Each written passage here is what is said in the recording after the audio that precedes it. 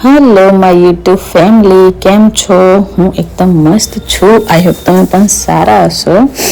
And આજે છે beach. અમે જઈએ છીએ રામાપીરના મંદિરે પીપળી, જો કે અમારા ઘરેથી આઈ થિંક 90 કિલોમીટર જેટલું તો છે જ. અને એકચ્યુઅલી થોડી વહેલું જવાનું હતું.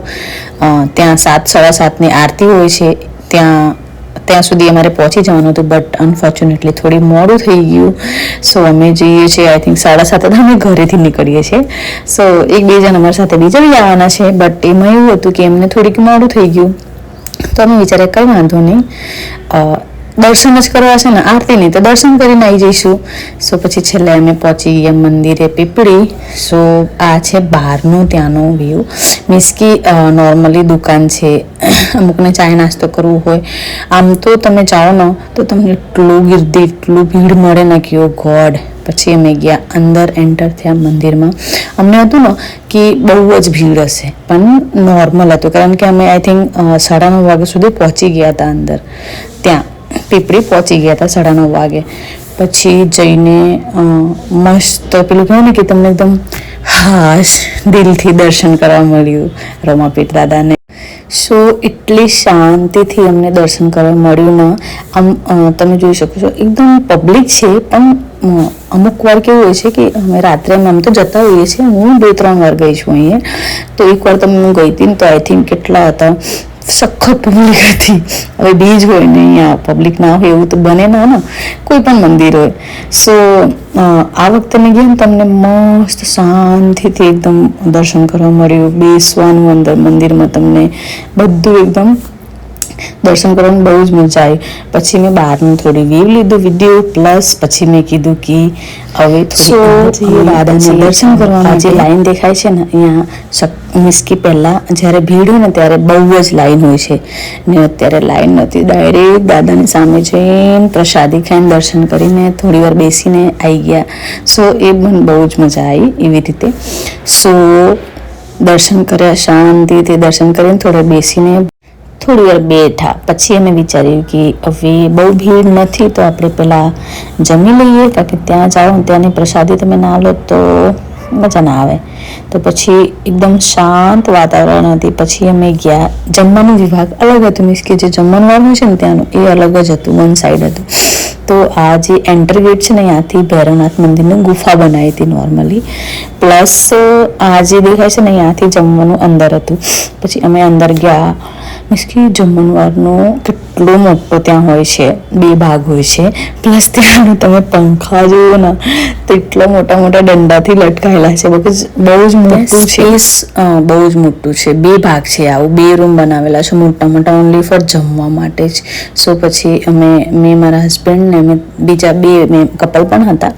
તો પછી શાક, ભાત, દાળ, રોટલી, મીઠાઈ, 3 બાજરીના રોટલા પણ તમને મળે છે, રોટલી પણ તમે જે પણ ખાઓ એમ. તો પછી અમે લઈને આવ્યા અને જમીને પછી નીકળી ગયા. પાછું અમે મંદિરે આવ્યા. મંદિરે ભજન ચાલુ હોતું હોય છે. અમે બીજી ગયા હતા ને આઈ થિંક, તો ત્યારે તમે તો આઈ થિંક જમતા દર્શન કરતા હતા. 11 વાગે પહોંચ્યા હતા, 11:30 જમવા ગયા હતા અને પાછા યુટર્નમાં 12 વાગે આવ્યા હતા. તો અમે આવ્યા ને તો યુટર્ન જમીન મીન્સ કે તો ભજન આ વખતે નહોતું. મીન્સ કે પેલું કહે ને મોટું રાખ્યું હોય છે એવું નહોતું.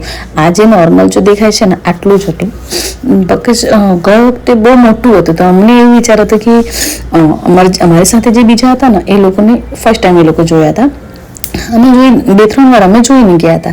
તો અમને એવું થિંકિંગ હતું કે નહીં મોટું જ હશે આ વખતે પણ. પેલું ત્યાંનું છે ને કે ઘોડો આવે છે, પછી જ આરતી થાય, દર્શન એવું કંઈક.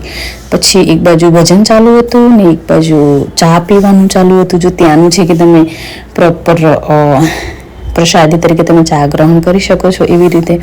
બટ મને થોડીક પ્રોબ્લેમ હતી તો મારા હસબન્ડ ખાલી ચા પીધું. પછી અમે બીજી વાર બી મેં રામાપીર દાદાનું દર્શન કર્યો. દર્શન કર્યા પછી ત્યાંથી અમે નીકળી ગયા ઘરે આવવા માટે. તે ટાઈમથી તો આઈ થિંક મને લાગે 10:30-11 થઈ ગયા હતા, કે 11-11:30 લાસ્ટ અમે વેઇટ કરી હતી કે કદાચ લેટ નાઇટ ચાલુ થાય એવી રીતે, પણ ના ચાલુ થયું. પછી અમે નીકળી ગયા ઘરે. અને આ વચ્ચે રસ્તામાં આવ્યું 2-3 આમ તો ટોલ પ્લાઝા આવે છે, પણ એક જ આવ્યું. પછી થોડી વાર સૂઈ ગઈ હતી હું 5-10 મિનિટ જેવી. પછી ઉઠી એટલે ડાયરેક્ટ ટોલ પ્લાઝા નીકળી. ટોલ પ્લાઝા આગળ અમે આવ્યા. સો પછી એના પછી ડાયરેક્ટ અમે અમારા સોસાયટીની અંદર આવી ગયા અમારા ઘરે. સો ગાઈસ આ વિડીયો હતો દાદાનું દર્શન બહુ મસ્ત રીતે થઈ ગયા, મસ્ત તરીકે. સો ગાઈસ અમે આવી ગયા છીએ ઘરે અને હવે જઈએ છીએ અમારી સોસાયટીની અંદર. સો આ વિડીયો સારો લાગે તો like and share and subscribe my channel Anjali blogs, Anjali official.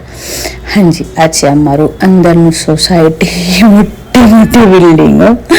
એમાં પાછું મારી નાની છોકરી સૂઈ ગઈ હતી, જે કે મેં એને ઉઠાડીને જ્યારે અમે ગાડીમાંથી ઉતર્યા ત્યારે મેં કીધું ઉઠી જા, મેં કીધું હાય કર, તો એને ઉઠતી હાય કર્યો. સો ગાઈસ બીજી વાર કહું છું, વિડીયો સારો લાગે તો like and share and subscribe my channel. શકલ જો કેવું થઈ ગયું છે. So bye by.